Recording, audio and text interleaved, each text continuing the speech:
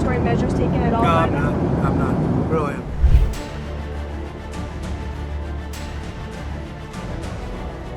The airstrikes in Yemen. Are you concerned about any retaliatory measures taken at all? No, I'm not. Really, I'm not. Mr. President, do you plan to comply with the judge's order regarding rehiring the federal workers? What are you talking about? The Clinton appointee judge that ruled that the federal government has to rehire the fired federal workers. Do you plan to comply Well, with I think it's absolute. I have nothing to do with that other than I heard about the decision. I think it's absolutely ridiculous. Absolutely. It's a judge that's putting himself in the position of the President of the United States, who was elected by close to 80 million votes. And you have that. You're having more and more of that. It's a very dangerous thing for our country. And I would suspect that we're going to have to get a decision from the Supreme Court. And that's a very dangerous decision for our country. And these are people, in many cases, they don't show up for work.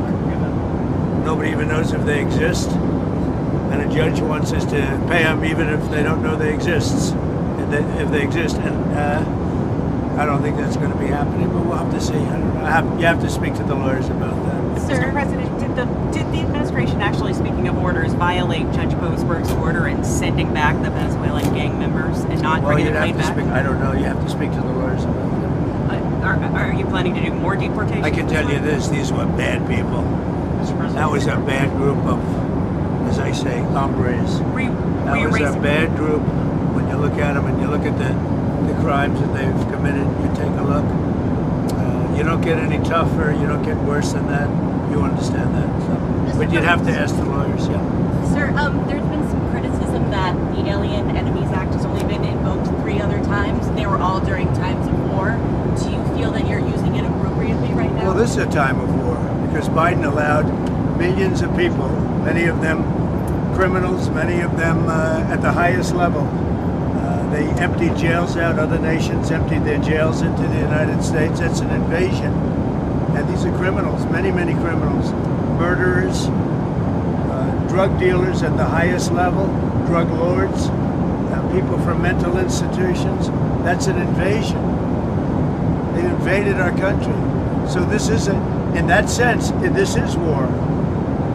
In many respects, it's more dangerous than war because, you know, in war they have uniforms. You know who you're shooting at. You know who you're going after. These are people that came out. They're walking our streets. We have thousands of murderers that Biden and his incompetence. First of all, he's grossly incompetent. Mr. President, as markets and consumers continue reacting to tariffs, as markets and consumers react to tariffs, do you have any inclination to create exceptions or to ease up on any of them? About what? To create exceptions to the steel and aluminum tariffs. No, I have no intention of it, no. No. Is the zero April 2nd is a liberating day for our country. We're going to be getting back some of the wealth that very, very foolish presidents gave away because they had no clue what they were doing. And April 2nd, I would have made it April 1st, but you know what April 1st is? April Fool's Day. I figured, I don't like doing it, but I made it April 2nd. But it's a liberation day for our country because we're going to be getting back a lot of the wealth that we so foolishly gave up to other countries, including friend and foe. Yes, go ahead.